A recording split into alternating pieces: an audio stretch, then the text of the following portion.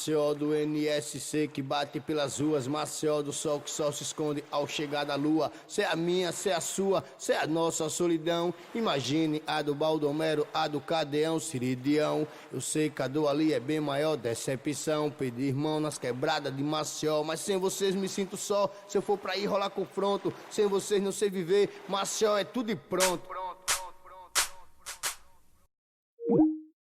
Meu nome é Felipe Medeiros Araújo, eu tenho 19 anos, eu faço Ciências Econômicas na UFAL.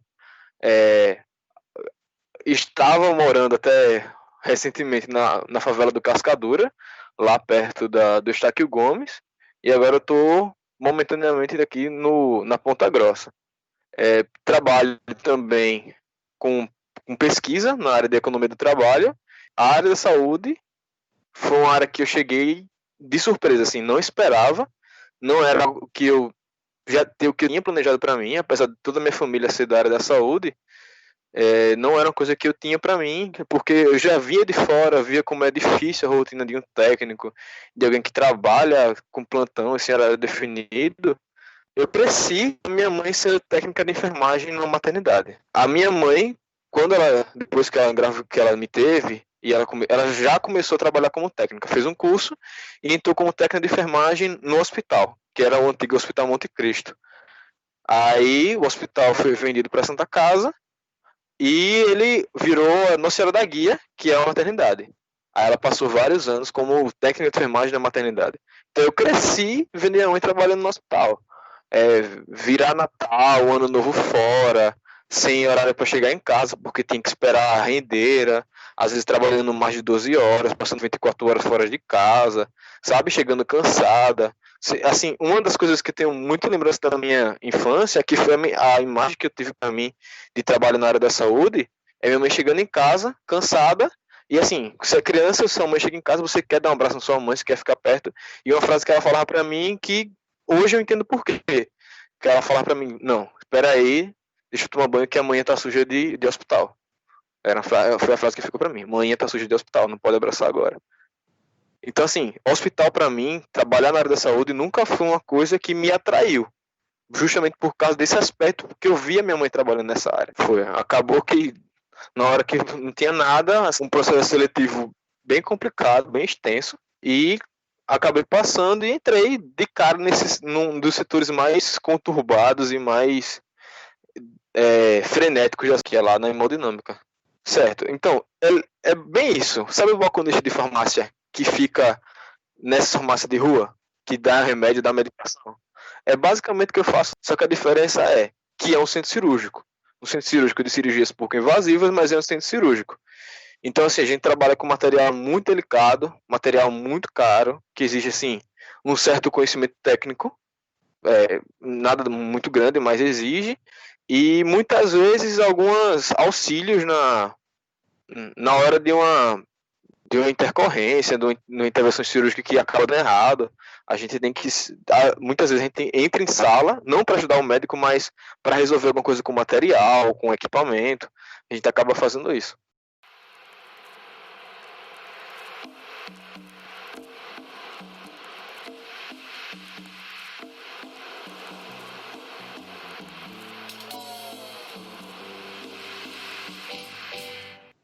Então, no começo, tava aquela coisa, né? Nada era verdade, tudo era boato, tudo era me disse que me disse, e assim, ninguém tinha muita certeza do que estava acontecendo.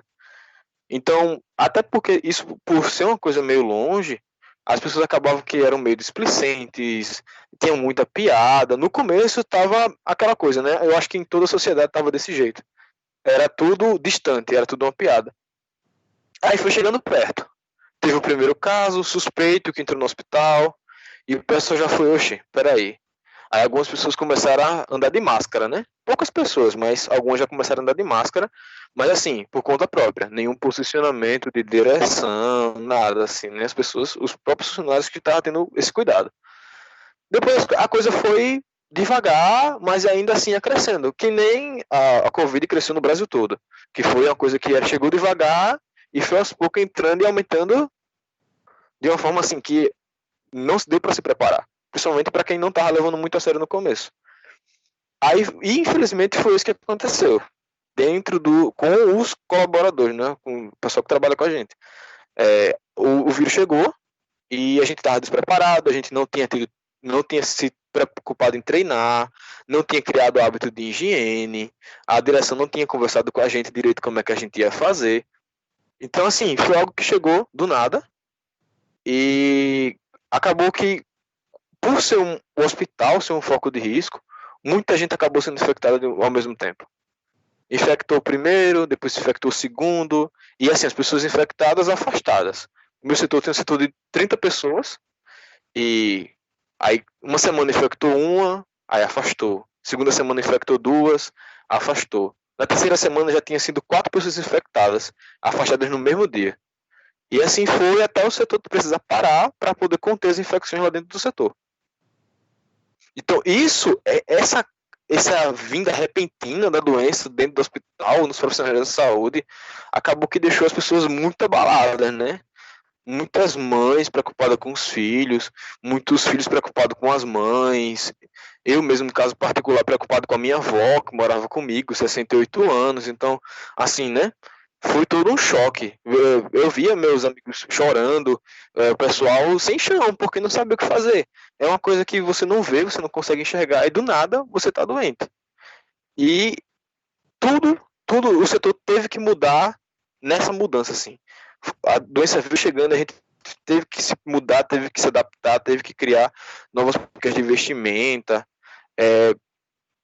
de uma forma bem drástica, poderia dizer assim. Lá no meu setor na farmácia, eu fui o primeiro funcionário que teve contato com paciente com Covid, confirmado. Foi um senhor que chegou lá, estava tendo um problema no coração e precisou fazer um procedimento. Então, assim, a minha equipe, o pessoal que trabalhava comigo, naquele turno, nós somos os primeiros do setor a ter contato. E o médico que fez esse procedimento, ele é o diretor do setor, o diretor médico do setor, responsável, né? Quando ele viu como era a situação, como era o trabalho, como era difícil, ele bateu o martelo e fez: a partir de agora vai tudo ter que mudar. Antes, a hemodinâmica era um setor aberto. As pessoas podiam entrar, profissionais de fora, podiam entrar, circular aí no administrativo, e para resolver problemas. A partir desse dia, mudou-se totalmente do dia para a noite, que não poderia mais entrar pessoas dos outros setores da Santa Casa para dentro do setor, e todo mundo teria que trocar de roupa. Botar aquela roupa verde, aquela roupa cirúrgica, né? Todo mundo que entrasse teria que colocar aquela roupa. Teria que usar máscara, uso obrigatório para todo mundo tinha que usar gorro e tinha que usar propé. O propé, para quem não sabe, é como se fosse um gorro que a gente coloca no pé para cobrir o sapato, para proteger os pés, né? Inclusive administrativo, portaria, pessoal da limpeza, todo mundo tinha que se vestir dessa forma, independente do cargo. Até mesmo o coordenador do setor, o coordenador administrativo, tinha que se vestir dessa forma, por questão de segurança. E o setor fechou completamente. Só pode entrar no setor quem entra lá. Isso foi o que mudou no setor, né? Na parte da minha vida, vindo para fora, no começo eu tinha muito cuidado. Moro com a minha avó, que tem 68 anos. A gente não sabe se ela é diabética porque ela não se pesa, não se cuida, não vai no médico, a gente não sabe como é que tá a taxa dela, mas ela é uma senhora que está visivelmente acima do peso, uma senhora que tem uma alimentação muito desregrada, eu chamo muito a atenção dela por causa disso, mas assim, alguém que a gente não tem certeza, mas que dá para perceber que é grupo de risco. Então, era uma casa de 2 andares, e assim, eu chegava em casa, antes de chegar, já tirava o sapato, subia a escada com o sapato na mão, falava com ela de longe, subia, botava a roupa num cesto de roupa suja afastado e o sapato no outro lugar, né, dentro da sacola, que nem as pessoas têm que fazer. E assim era. Ficava a noite toda, o resto da noite, na parte de cima da casa, no quarto, afastado dela. Muitas vezes, assim, quando eu chegava muito cedo em casa, que não dava tempo de comer na rua, para não estar dentro de casa contaminando a casa, chegava em casa e ia direto e ficava lá em cima até outro dia. Nem fazer alimentação fazia, né? Tanto que era o cuidado que eu tinha com a minha avó. Até chegar ao ponto que as pessoas começaram a se afastar do meu setor, que foi essa onda de afastamentos que eu disse que aconteceu. Nessa hora, que foi agora, essa semana passada, ligou pra mim, perguntando como eu tava me sentindo, perguntando com quem eu morava. Eu expliquei a situação e eles me recomendaram a procurar uma casa, um espaço temporário, que eu pudesse ficar até essa pandemia passar, ou até as coisas melhorarem um pouco, né? Justamente porque eu morava com uma pessoa que era grupo de risco. Já tô vendo coisas, vozes me aperreia. Tô vendo um helicóptero pousar na minha telha, em cima da minha casa, delirando, isso me estressa. Parecendo um zumbi, caralho, que viagem é essa?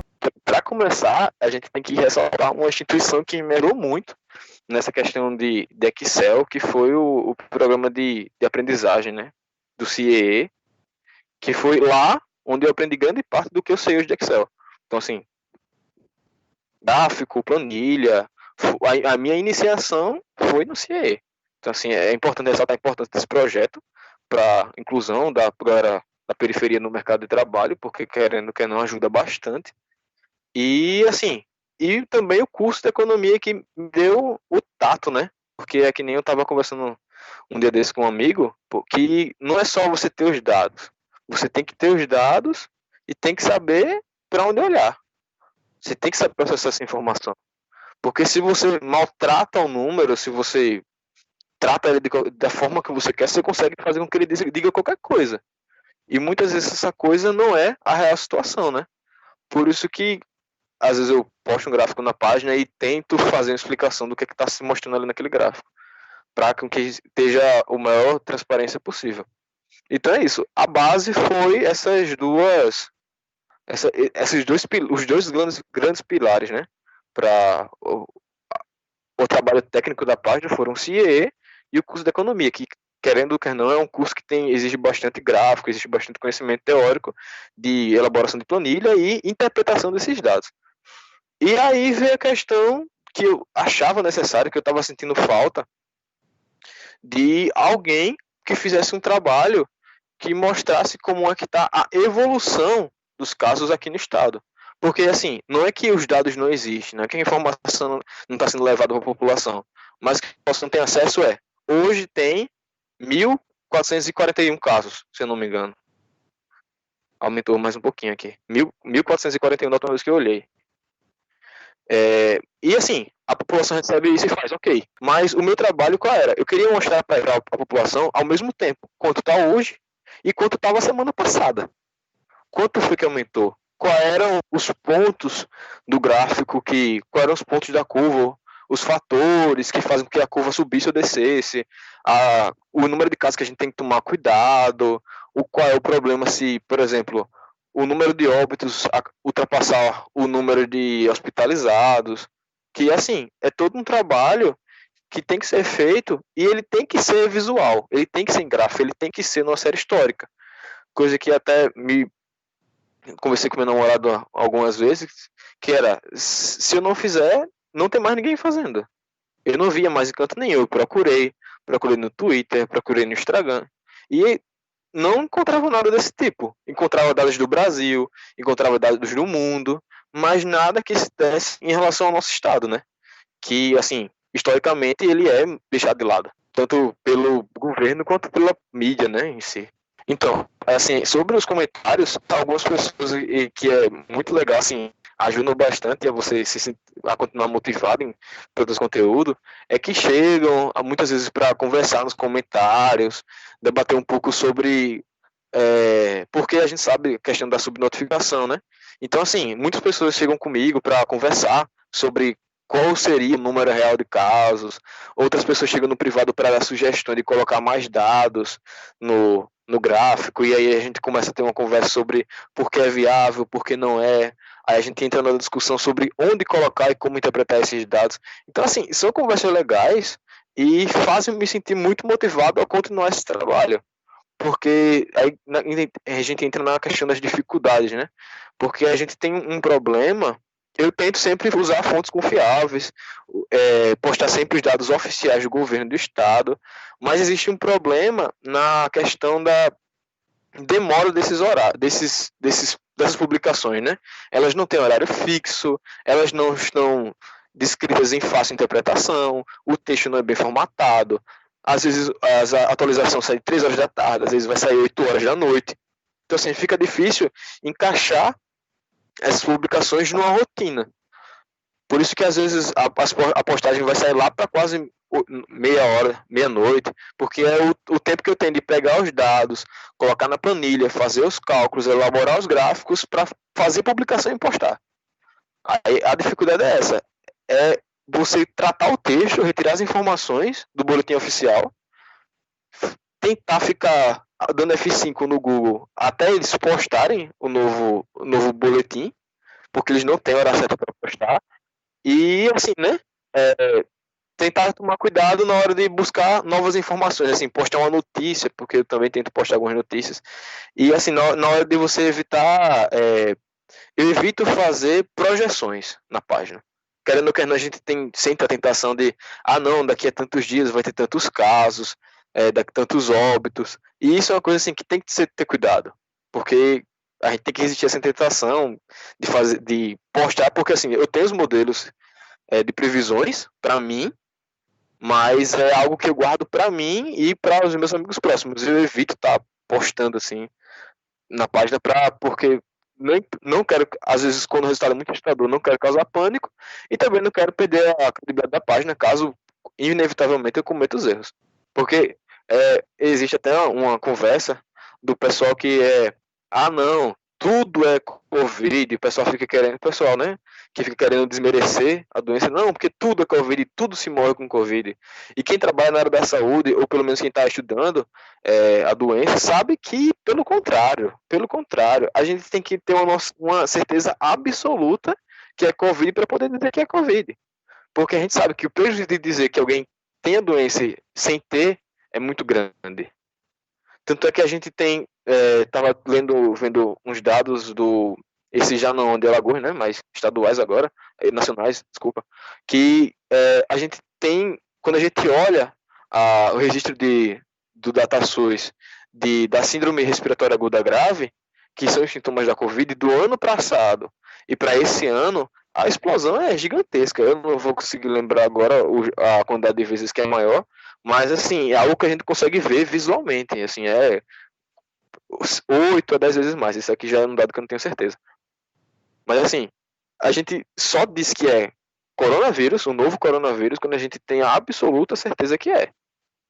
Enquanto não, pode estar com todos os sintomas, mas se não tiver certeza, é síndrome respiratória. Uhum. Então, eu sei do HGE e do hospital que eu trabalho. O HGE, ele está tendo, assim, só elogios para o HGE nessa questão da testagem do vírus. Eles estão tendo uma triagem muito boa. Tanto é que o número de casos lá está sendo bem controlado, está sendo bem administrado, o pessoal está sendo bem, porque eles estão testando quase todos os pacientes que entram lá.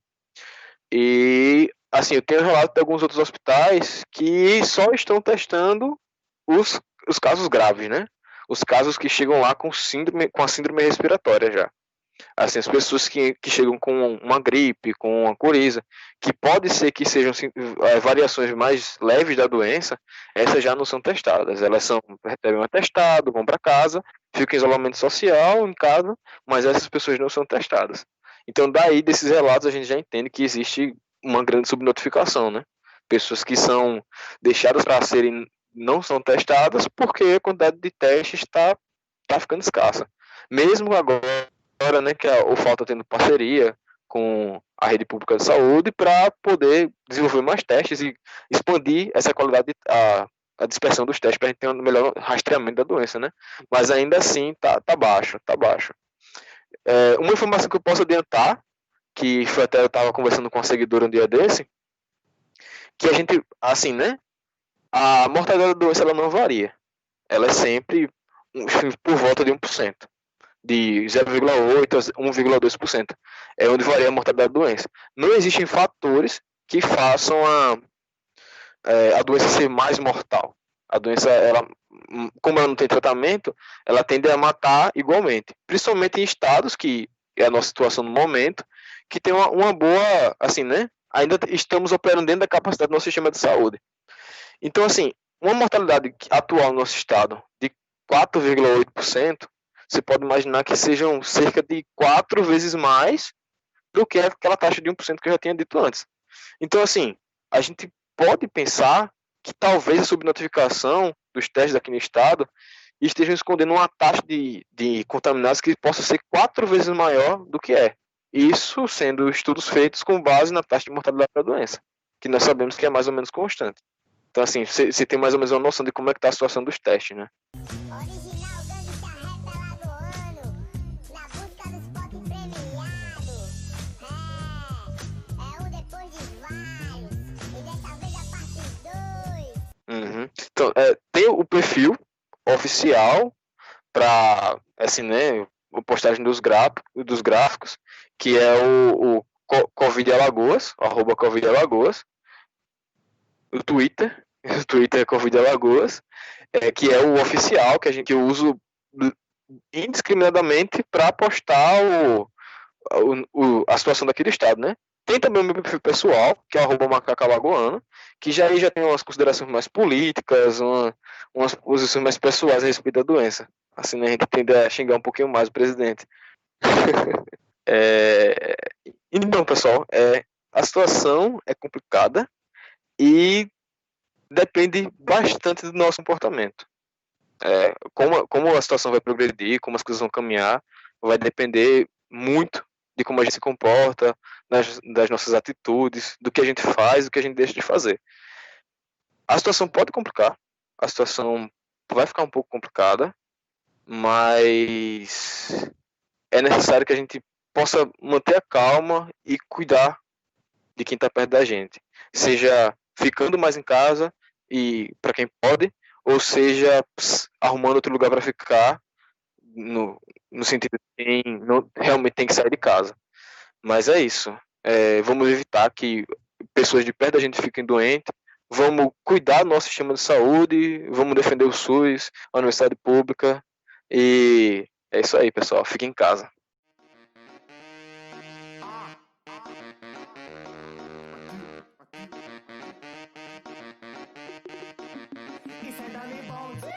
Beleza, valeu. Obrigado. Até mais.